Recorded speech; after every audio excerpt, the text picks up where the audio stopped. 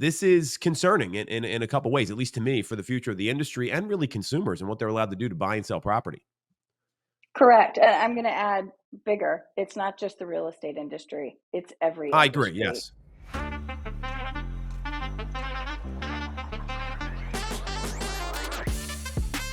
If you're not getting educated about local and national real estate market conditions, whether you're in title, finance, accounting, you're in mortgage financing, or obviously a real estate agent, you're doing yourself and your client base a disservice. This is the Knowledge Brokers Podcast. I'm Tom Toole here with Lisa Chinatti. Byron Lazine has marooned us again to carry the load for Knowledge Brokers. And Lisa, we got a lot to talk about today. This has been a busy news week and exciting things are a couple exciting things are happening with the VA announcing that they're going to be changing their rules. The DOJ came out, not exciting to me, but they've obviously got a problem with what's going on with these real estate settlements. We're seeing inventory grow. I want to lead off with the DOJ, if that's okay with you. You're the boss Let's do here, it. but I'm going to start with that. So, in a document filed on Monday, NAR filed a petition with the U.S. Court of Appeals for the District Court of Columbia Circuit, and the goal is to have a rehearing of the court's three-judge panel decision allowing the DOJ to reopen its investigation into the trade organization. And basically, they're looking to open that up because the whole thought process behind this, and I want to get your reaction, is the DOJ agreed to something and then said, you know what, Yep, we're changing our mind and we're opening it back up. And fundamentally, you deal with a lot of contracts, right, Lisa? Is that fair to say? 100%. I wanna stipulate, they didn't just agree to something. There was a like, I think it's important that everybody understand that there was a settlement, Yes. right? It was Yes. the NAR gave up something, i.e., more transparency. This was the settlement that caused the, commissions to be posted publicly on outside websites. It was what it was the thing that started the movement towards Zillow posting buyer agency commission, and Hmm. also the name of the listing agents being listed on Yes. all IDX feeds.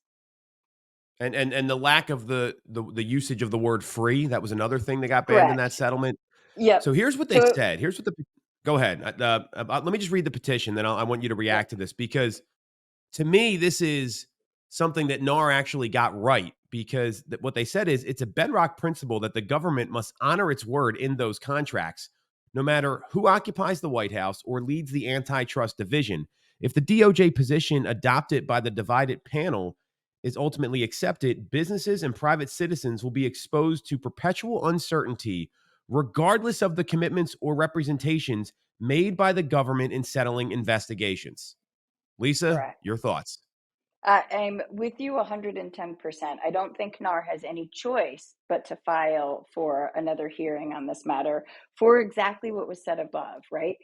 If this stands, that they can reopen the investigation after a settlement was reached, agreed upon, implemented, Mhm. the implications further down, not just for the real estate industry, but all industries, and like that article said, for private citizens, if you come up with some sort of settlement, any settlement, it's open to just being overturned because somebody changed their mind. Like, that's crazy and I mean, scary. it is because I mean we deal in contracts, right? And I've had this Mhm. conversation with you and some other people that run large organizations. I remember this vividly. We were in Dallas talking with DJ and Lindsay, some other folks as well at dinner. Byron was there, and it's hey, we deal in contracts. How can we not honor them? And there's a fundamental principle here. I mean, who's to say? I just think of just buying and selling a house, right? Who's to say that now that there's an Yep. issue that happened 5 years later, you can't go after the seller for that if that's going to happen, right? I mean, you're opening things up to, hey, contracts don't mean anything anymore and you can do whatever you want. That's my interpretation of this. And if the government sets the tone there, it's a problem. I'm worried that nothing's going to change here because the DOJ has had a major problem with this and they keep coming out with all these settlements. You got the MLS PIN settlement up in Massachusetts, your home state. You've got Yep. what's happening with Michael Ketchmark and the settlements here, the large NAR settlement. And the DOJ saying, like, hey, this is fine, but we don't really like this. So we're going to keep pursuing it. And that's not what a contract's supposed to be. It's a fundamental problem if that's allowed to happen. Agreed, 100%. And I think it's interesting because this week had multiple aspects of the DOJ kind of putting Yep. out some news. So that was one aspect of it. The other side, it directly relates to No Select here in Massachusetts, where the DOJ stepped forth and they basically said we're making no comment into whether we're going to accept or reject the proposed settlement. But the one thing that they made clear is that they do not want offers of compensation made anywhere. And that was bolded, highlighted, underlined. It couldn't have been any more clear that the real outcome that the DOJ is looking for is the true uncoupling of commissions in a very broad purpose. Big bubble down of that talks about, going back to what you just said, contracts. And I think the kind of industry talk has been about what do the listing contracts in particular look like coming out Mhm. of this settlement, and how is that all written in with, a lot of what we've chatted about, I think, between ourselves, with our peers, and kind of in our industry groups have been, I believe sellers are still going to offer some level of compensation. The interesting thing is thinking about what just got said with how those contracts are going to be written and whether it is spelled out, earmarked, discussed at any level in those listing contracts will be fascinating. Well, then there's a bigger question here, and Hmm. it's, who's to say what a owner of a piece of property can do to sell it? Like, I mean, you're getting to a point where it's their control. I mean, it might be like a rights violation if you tell people you're not able to, offer people money to help you sell your property or offer incentives to people that are going to bring you a buyer. And I'm not an attorney, neither are you. But I do know that, you see people do this all the time. They run, like, forget real estate, right? Look at retail, right? You know what retail does? They incentivize buyers to come. They incentivize people to come. They run sales all the time. Who's to say, are they not allowed to do that anymore? I mean, where are we going with this? And it's a much bigger question that happens. And what is all interesting here is we've got an election coming up. There's all these political headwinds with this, and I feel like real estate's kind of stuck in the middle right now, and it's become a very hot button issue for a lot of people. And I just don't know what's going to happen here. I mean, I'd love to tell you, I think this will go one way or the other, but the DOJ has not backed off their stance at all. And obviously, the last time an administration changed, they walked back their written, agreed upon contract settlement. So this is concerning in a couple ways, at least to me, for the future of the industry and really consumers and what they're allowed to do to buy and sell property. Correct. And I'm going to add bigger. It's not just the real estate industry, it's every I agree. industry. Yes. And it's hugely important. Fascinating that what I'll also add, the one thing tying into No Select is that was made. Remember, No Select is not about brokerage, it's directly to MLS Yes. PIN, which is the MLS. And so it was fascinating that these comments came out when speaking about MLSs, which have pretty much already said as a whole, we've taken the actions. Compensation will not be addressed in MLS. So it was a very clear shot across the bow when the DOJ said we don't want offers of compensation anywhere. They clearly weren't just speaking about No Select. Yeah, that's what I'm talking when you mention like retail sales and that sort of stuff. And Yep. and I mean, there's so many things that happen, right? Like think of other big sales that happen, right? Like selling boats, right? I was in Michigan earlier this week, and they talk about buying and selling boats. That's a big asset that gets sold. Hmm. You think about cars, stocks, portfolio, all these things. Like what happens now with the fee structure with stuff? Are you not allowed to? It just this is dangerous for a lot of people. And my hope is this, now that there's a settlement that's been agreed to by everybody that'll be honored. I just don't have confidence in that, Lisa. I don't know about you. I mean, I think we're going into a very unknown space here that could have massive implications for commerce and business as we know it in the U.S. moving forward. Yeah, I think the other one, and I don't think we've addressed it at all on any of these podcasts, but the other one to keep an eye on that it's kind of always kind of staying in the back burner of my mind is what's shaking out with title insurance, which operates in a very similar way, which is, for those who don't know, 70 to 80% of the premium paid to on title insurance is actually commission paid to the person who writes the policy or who sells the policy. Mhm.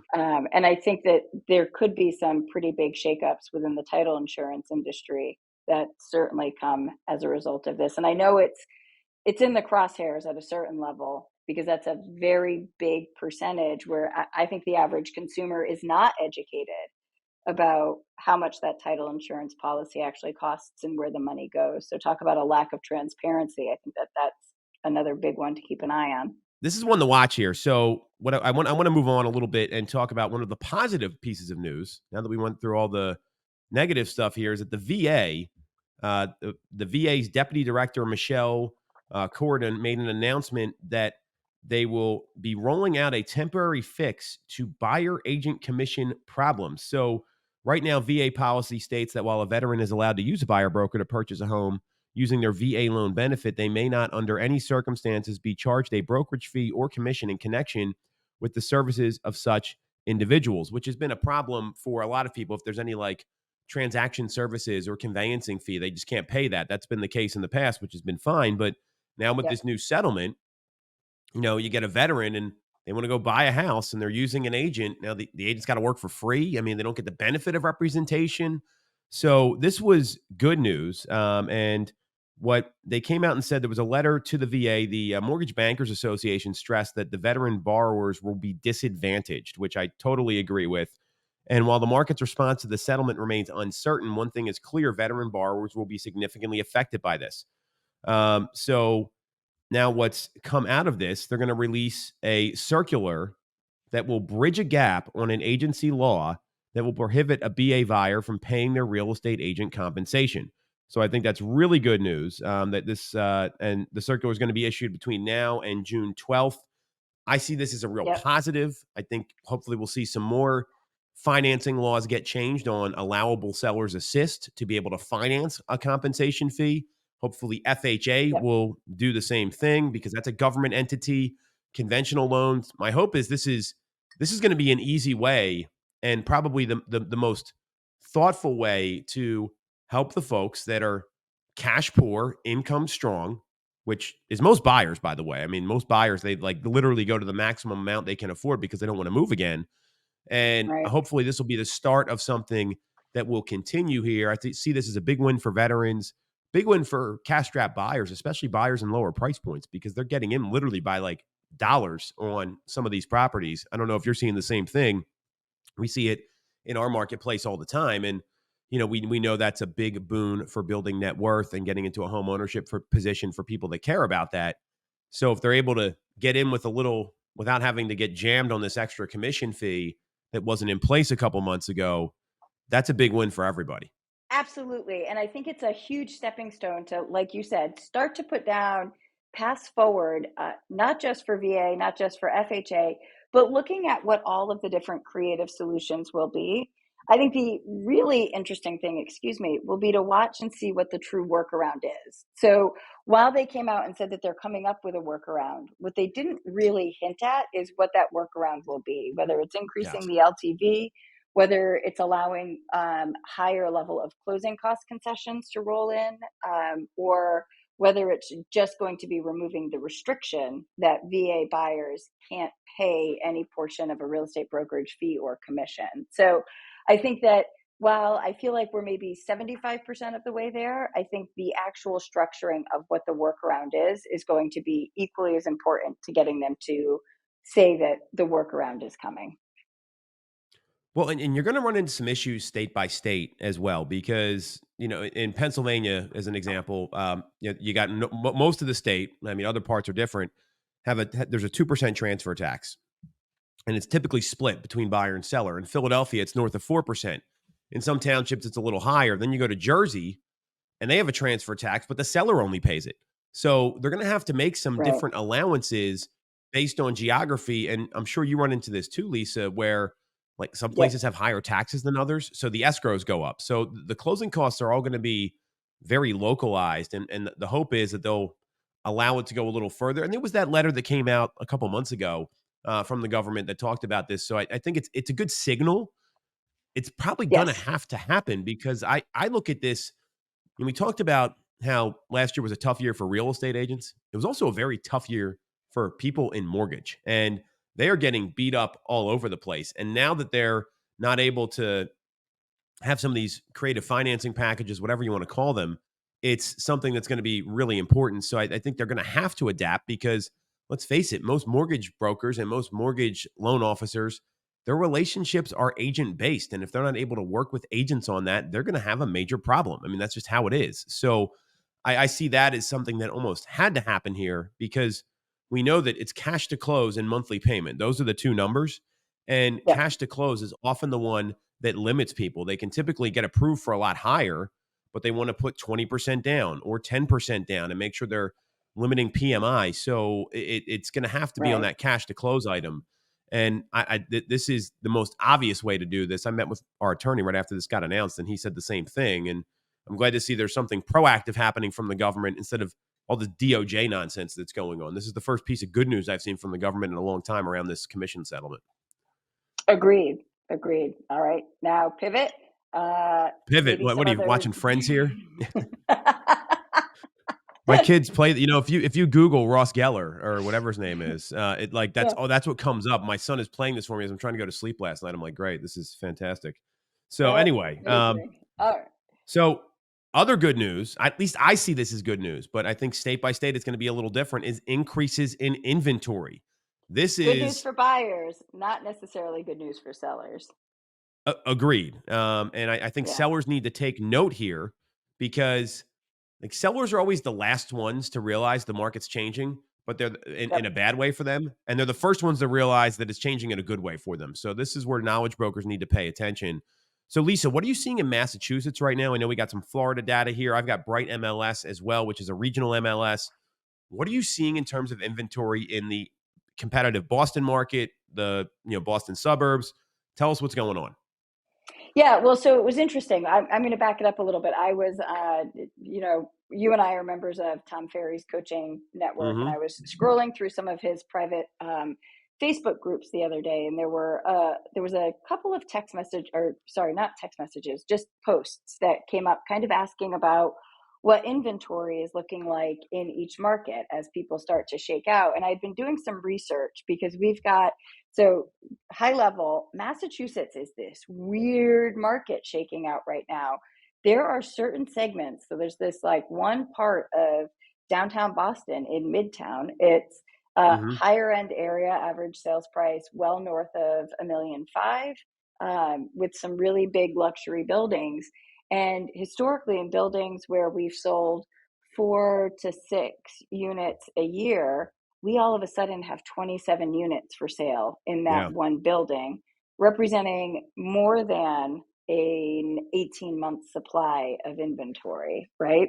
And so fascinating to kind of look at it and start to see where in downtown Boston, those days of a 1 week sale with multiple offers, they exist when priced really well in great condition and in like a killer location. But Mm-hmm. if it's not in absolutely perfect condition, if it's not in the most desirable locations, we're actually really seeing inventory start to tick up. Looking at mass as a whole, right? This has been like super fun on so many levels to kind of look at. So right now, we are higher in inventory than we were in 2021, 2022, 2023.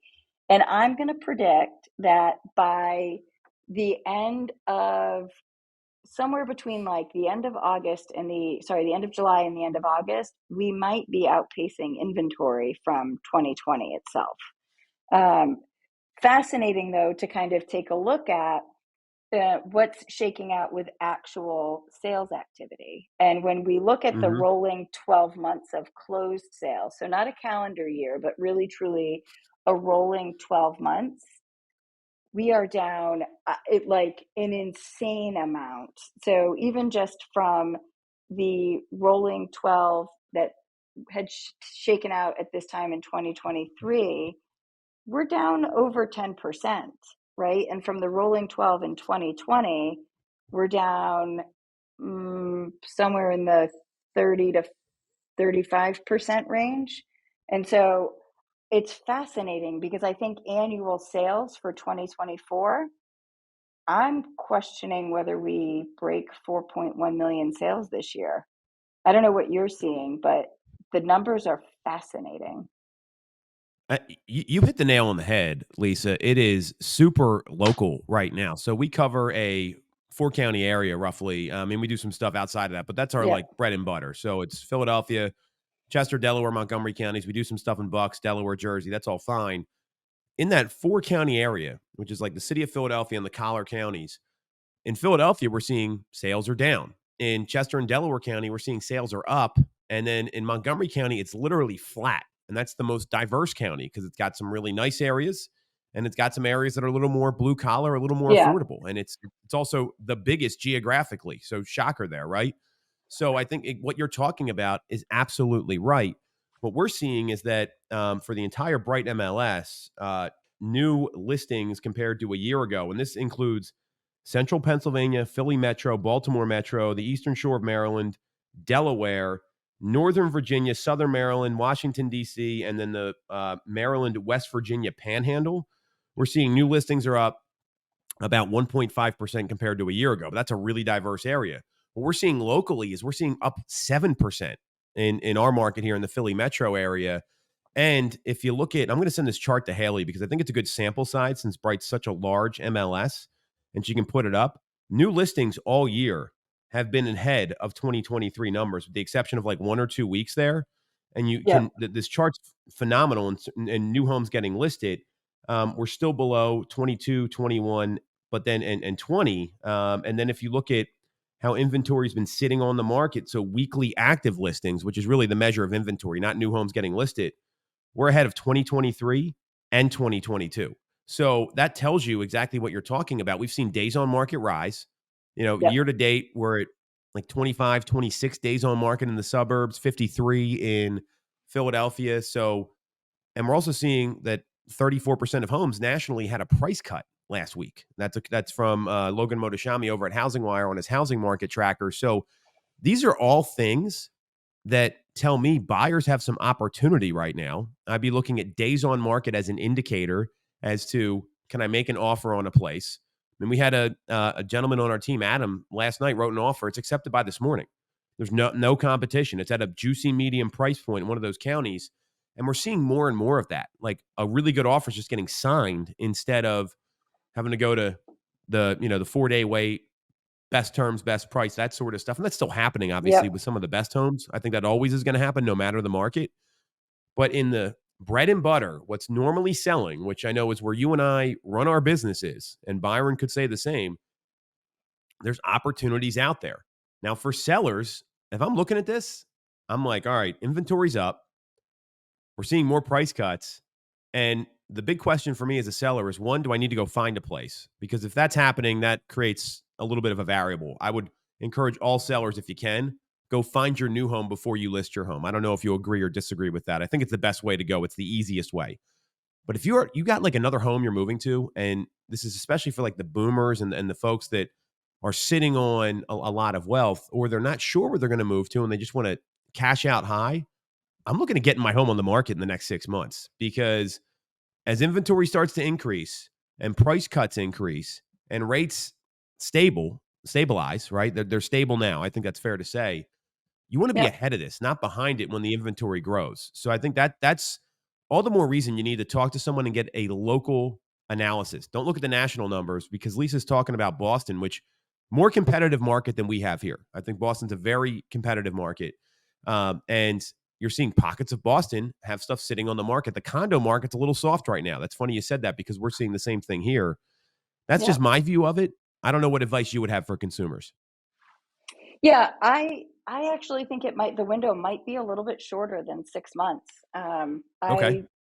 I don't I think I'm gonna take another 2 weeks to kind of watch and see how it shakes out, but looking on my side, I'm looking at the number of listings that my agents are actually signing week over week and comparing that year over year. That number is higher. And now there is we've had such a big emphasis on controlling our listing inventory within the company that there is some of it that's gonna be explained by what you focus on improves, no doubt, but what we're seeing is across all of our lead sources, we're actually up 50 to 100% in what we were signing from that same exact lead source just 12 Yeah. months ago.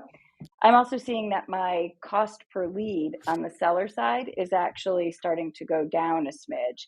That usually implies that there's more search traffic for people Yes. looking to get that information, which is also one of the leading indicators that I kind of look at to say, what where is that going to shake out, right? More search traffic means more people getting ready to start to make the decision and move down that path. I think the kicker for me will be, is it a blip because of where we are seasonally, and that maybe we're just adjusting back to a normal housing market? I Could be. It's interesting because I know we spoke about that last year, but I'm not confident that 2023 was the actual start of a normalizing market. So um, we've got potentially the normalizing of a market. I think we've got a lot of uncertainty heading into the election, and people thinking that if they're going to make a change, they want to get it done well ahead of the potential uncertainty of the election. Um, Potentially sensing some opportunity because of the stabilizing rates, like you said, thinking that buyer demand is going to be there. Um, so, from a consumer perspective, I don't know. I think the window might be shorter than 6 months. It, Too early to tell, but that's my gut. When I said 6 months, what I kinda meant was, like, settling in 6 months because then you're into November, Okay. right? Like, let's do the math. Like, you don't Right. wanna have your home on the market. I mean, we sell homes every month of the year. There's been some Decembers we've sold, like, 40 properties, so don't get me wrong, Yep. you can transact then, but I'm a big believer that the most savvy home sellers and buyers, they kinda they transact when there's not a lot of options out there, whether it's a seller or a buyer. Correct. So I see this. May is one of those months where you see a lot of transaction volume, and we're seeing the same thing with listing sign too, Lisa. I know we report this Okay. 3 times a week. I've got to send you my numbers, Yep. by the way, but you do too. But Byron, he'll just ignore us. So with that, like we're seeing more listings get signed because there's more opportunity to sign them. People are also kind of sick of waiting around to get on with their lives. I think they held on as long as they could. And the people that are serious about moving, they're not expecting rates to come down anymore. They're just like, you know what? We're out. We're making a decision. I do agree with you. I mean, this I jump in my DeLorean here and I go back to like that '06, '08 sort of time frame. The market's a little weird right now. And it's like Yep. there's some places it's hot, some places it's not. And that's right before what happened. And I don't think we're going to see a crash like we did in 2008 when it comes to Mm-mm. prices, but we're seeing a shift in that. And it was going to shift. It was going to have to happen because everyone talks about that banner year in 2021. Well, those were transactions that would have been booked in 22 and 23 and maybe even this year, and people just moved up their time frame to take advantage of rates. And I'm still a big believer in that because life dictates housing decisions, not the market. You can never time the market. It never works out. Yeah, totally. So, kind of tying into that, the other side of it is really kind of looking at agent skill, right? I was at, or yes, no, agent skill. I was at dinner with some of my top agents last night, celebrating some great achievements. And as I sat around the table, kind of looking agent to agent, only one of the agents at my table was an agent in a market that would have been considered either a stable market or potentially even a buyer's market. And it's just interesting to hear their Hmm. takes on the conversations that they're having and what they believe the skills that they're going to need to hone and refine are as they kind of make the transition into a different kind of market. And I think that the data is clear in telling us that it is going to be a different kind of market. So, what's your take? Top three skills an agent really needs to be focusing on right now, So it's funny be it you buy had that side or dinner sell last side. night. Yeah. It's funny you had that dinner last night. We had a similar thing. We had we call it the closer and hustler mastermind for our top performers. And Nice. we had that yesterday as well. And one of the women in the room, her name's Zara. I was like, congratulations, you made it through the unicorn market and are still standing because a lot of people aren't, right? I mean, and there was that data from Robert Keefe at Relatics where new agents are failing at an unprecedented level. I don't know the exact Mhm. numbers, but that's what Byron had told us. So, top three skills. So, the biggest thing that came out of this meeting was time management. And I think that's a bugaboo for a lot of people in real estate. Like actually like Follow, not like having a nice calendar that looks impressive, but actually following the calendar and moving from task to task to task and prioritizing what you need to prioritize. And so time management, that filters into a lot of different things. And you came to our office, I think it was last year maybe, and talked about like that rocks, pebbles, sand analogy. So part of time management is prioritization and making sure that you're prioritizing building your pipeline in your calendar. So I think that's all number one, because that's the biggest challenge for agents. They can't manage their time. They have like a situation come up that could be handled later in the day and it just ruins their whole day. So that would be number one. Secondly, would be, now, see, I don't know if you would call this a skill building and actually working on your skills every day, whether it's role play, practicing your appointment, making sure you have your scripts and dialogues down, because the days of I'm getting the listing because you like me and you need to list it fast are probably over. I'm seeing more and more people interview more than one agent. And we know that 70+% of consumers, they hire the first person they meet. So you could call, I think it's, scripts and dialogues at your appointment setting and holding the appointment, the importance around that. So we got time management, scripts and Yep. dialogues, and the conversion process. And the third one is detaching from the outcome. Now, Amen. Say it hear me again. out on this. Detaching from the outcome, because you cannot walk around and, oh, my deal just died. Wham, wham, wham. And then all day long, you're bitching and complaining, right? Detaching from the outcome means you give people advice that's best for them, not best for the sale. Now, I'm a big believer in working for the deal and you want to present those options, but giving people options, right? Like, hey, so Lisa, I know we got this horrible home inspection report. One option is we can negotiate with the seller and see if we can work it out. The second is we can just buy the place. Or the third, let's just kill the deal and go find you a better house. When you have that sort of approach, you know what that does? That builds trust, that builds loyalty, and Yep. it's going to get people to want to work with you and refer you business. So that's a mindset thing. Like, I mean, if you have, but see, you can't detach from the outcome if you're not committing to the right things in the morning and running your time management properly and focusing on stuff that gives you a big pipeline, because it makes your business predictable.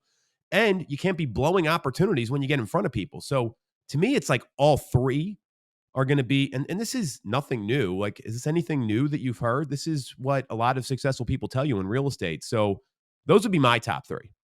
What did I miss? All right. So I've got on the listing side, I think agents need to leave behind practices from 2021, 2022, and other years like that.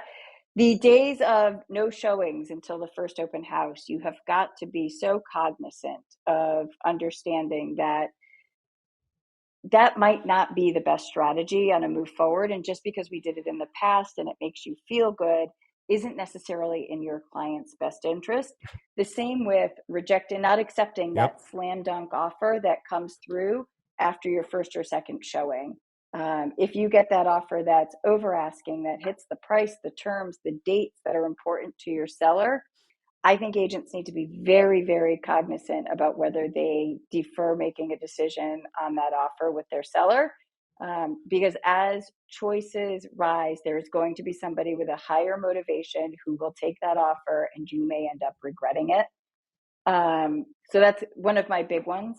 I think another one on the buy side is understanding that you are starting to gain some leverage. And again, building trust and building all of that with your clients means not necessarily telling them that they have to waive all of these contingencies to get the home that they want, and understanding how market dynamics are going to play in so that the consumer doesn't get cold feet and doesn't back out because they start hearing that other people have gotten contingencies that they would have felt more comfortable with. And a big one that I am a huge believer in, relationships will matter more than ever. And not just with your clients, but with each other. And that when Mm-hmm. you're trying to negotiate, the relationship can sometimes mean the difference between that deal coming together or not. And where I think that that fell off, my personal humble opinion is listing agents felt like they didn't need the relationship. And I think that they're going to be in a spot where those listing agents are going to need the relationship more than the buyer agents in the near future. I mean, all good stuff here. And I think that, the thing to take away from this is there's not just three skills. Like top three is great. Right. And everything we talked about there, that's what great agents have done for the history of real estate. That's being a knowledge broker. And it's realizing that, there's the tactical side, which I think I tend to focus on a lot. There's the relationship side. Then there's the knowledge side. And when you get Yep. all three of those clicking, that's what makes a great agent is that they understand the value of relationships and how to build rapport. They also know their stuff. It's not all just based on relationship building. And they understand that there's a process to follow here because even if it's like a friend or a family member you're working with, they want to be treated like a client. My cousin's my financial advisor, right? So when he comes over for a meeting, like, yeah, maybe we'll have like like a spiked seltzer while we're doing that, or the kids are running around, but he has a full report. He gives it to me. He makes recommendations, like, and that's a very real thing, and I appreciate that because there's a lot of business at play there. We're talking about retirement and college savings, and you can do that in certain ways. So everything you're talking about, Lisa, is spot on, and I'll tell you what, I'm excited about the shift in the market because skills are going to, all these things, people that work on their craft, they're going to shine. And just like the NAR settlement, I think there's a whole bunch of opportunity coming up here for the second half of this year and 2025 for people that want to get really serious about their business. 100%. Yep. It's fascinating. I was thinking about this the other night. All of the work that we did in Q1 to really front load marketing and make sure that our databases were full of consumers, I'm starting to see it come into play now. I'm starting to see the impact of it. And I think it's going to snowball even bigger as we near Q3. We just had our best week ever for pending sales. And this is not to pat ourselves on the back, but you and I both know, Lisa, we were busting our asses in January, in Yep. December, in February, at the end of last year. And, real estate agents, and I think this is where one of the reasons why we're seeing new agents fail at such a high level. One is not being in the right organization, but the other is they're not playing the long game. And, it used to be like, hey, if you don't sell a home in your first like 30, 60 days, I don't know if you're going to make it. Well, that's not the case anymore. And that was never the case before 2020. I mean, it would take some agents, 3, 4, 5 months to do a deal. And then they would build a lot of momentum and get going. So maybe something we need to add to that top skills is looking at the long game versus the short game and realize that you need to do something today that your future self is going to thank you for. In that mastermind meeting we had yesterday, it sounds like you did the same thing. One of the agents on our team, killer agent, and he mentioned that I keep a whiteboard in front of me of all my prospects. And I know I'm not going to do something that's going to put money in my pocket every day, but I ask myself, did I get myself closer to seeing a sale move through? And I think that's a really great point because there's all these steps in the conversion process people kind of forget about. Did I have a good conversation and send the follow up? Could I have like 5 of Right. those today? Did I send any new appointments? Did I talk to someone that maybe is going to move in 6 months and I got to work and nurture the relationship, but I got another target? That's how real estate agents win long term. And he had it up in visual. He's got a whiteboard, right? Like it's the whole thing that we've heard a million times from coaching and everywhere else. And that's how you run a real estate business. It's not these shortcuts. It's long-term wins all the time. That's who wins. Absolutely. All right, Anything so else one for last today? question for you, Lisa. Oh, Yes. yeah. So Oh, we talk about running a business and it's Memorial Day weekend, right? What do you do before you go on vacation to prep? What should agents be doing so they're not caught with their pants down when their client wants to go look at a house? Because I think this is something like, have you ever gotten the call on a listing? Oh, hey, Lisa, my agent's out of town. Can you show it to me? I think I want to write an offer. And it's like, they're like, I mean, it happens all the time. So I've got a couple things that we've been talking about here to prep for that. But I was curious what advice you have for people listening today. Maybe they're going away for the long weekend or they've got a vacation coming up. What's the professional way to run your business in this sort of climate? ooh, I love this one. All right. So, number one, teamwork matters. Whether you're on a team or a solo agent, I promise you, you have a team of people surrounding you that will support you. So, teamwork, communication, right? Where I see it fail most is when agents don't communicate to their clients and to their teammates, their counterparts in their office, that they will be away. And number three, and this is, I think, a weakness for a lot of us, is asking for help, right? I think What I'll also add, this was another fascinating conversation that I had this week from another team leader who called me to have a conversation about how do you feel okay taking time off? And I said, for me, it was a very hard thing to learn early in my career because I didn't necessarily always think that as a team leader and a business owner that it was okay for me to ask other people for help and to ask other people to take over some of my load for even small periods of time. And I know a lot of agents that I speak to, even here in the company, asking for help is tough. But I think that if you can communicate it, set it up, it should be no problem to take a week off. And it's going to be what enables you to come back totally recharged and ready to rock for the next 12 weeks. What do you got? I did a 5 a.m. call this week, Lisa, about how asking for help is a skill because it shows Mhm. you it's not about you. You realize that there's something else you're working on. There's people that are counting on you. And you also Yep. take your business seriously. Now, a lot of people look at it as like a weakness because they're like, oh, well, I need to handle this myself, or I'm Yep. vulnerable, or I can't handle it. And this covers a lot of different ways for asking for help. And the folks that ask for help, you know what usually happens? They're the ones that have the highest success rates in any business because they know they can't do it on their own. So I think that's a really great piece of advice. I agree with you. Communication up front with your clients, having a coverage plan in place. I would find like a vacation buddy in your office or on your team so that you can get into places because invariably, like when you go away, if you want to get your business jump started as a real estate agent, just go schedule a vacation and then stuff's going to start Yep. happening left and right. And you think we're kidding about this, but we're not because it's happened to me. I'm sure it's happened to you. It happens to people all the time. The point is, can you imagine if your doctor was on vacation and they were like, hey, I'm really sick. I need to come see you. Sorry, I'm on vacation. I can't help you out. Like that would not fly. You would go somewhere else. So if you're not treating your business like a business, you got to get coverage, communicate this with your clients. And sometimes, like, I'm also a big believer that you might need to like block out like an hour in the morning when you're away just to kind of deal with stuff. If you're on your own or you have someone covering for you, like don't be afraid to take a call that might help you out later at the same time. I think that's just unfortunately the business we're in, but that's every business owner. That's not just real estate. Correct. Yeah. Fair point. Love that. All right. We covered it all today, Lisa.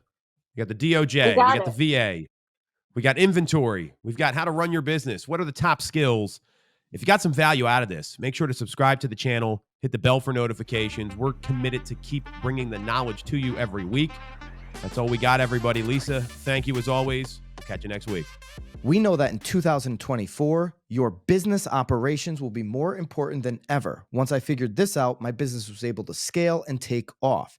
See, generating leads is one thing, but getting that deal across the finish line while keeping everyone happy is another story. Enter Mosaic, everything you need once a lead becomes a client. Mosaic picks up where CRMs leave off to streamline the client experience and maximize your productivity. It's the operating platform that gives agents and teams everything they need to stay organized and proactive throughout the entire transaction process and beyond. Transaction management, forms, AI-powered collaborative search, client retention capabilities, and advanced analytics for your business. In other words, you can use Mosaic to create a powerful flywheel for your business. It will help you close every deal, boost your profitability, and generate more repeat and referral business. If you need a better way to run your business, check out the link below and learn how Mosaic can help you today. At BAMX, we listen to what real estate professionals want and need. That's why our platform is filled with sought-after courses, content, and tactical assets for your business. And that's why we launched BAMX in a box with templates and scripts done for you, delivered each Friday. The best part? It's not coming from panel pontificators who bought their followers and don't sell any real estate. It's coming from top agents, team leaders, and content creators in the industry. It's education that actually shows you how to do what you need in today's market. And now it includes editable templates and scripts so you can easily deliver that knowledge to your database. Every day, we continue to add more content into BAMX, into our private Facebook community, content that works, content that our members have exclusive access to daily. Do not wait any longer. Use code KNOWLEDGEBROKERS and join the thousands of agents taking their business to the next level today. Use Knowledge Brokers for 10% off. See you in BAMX.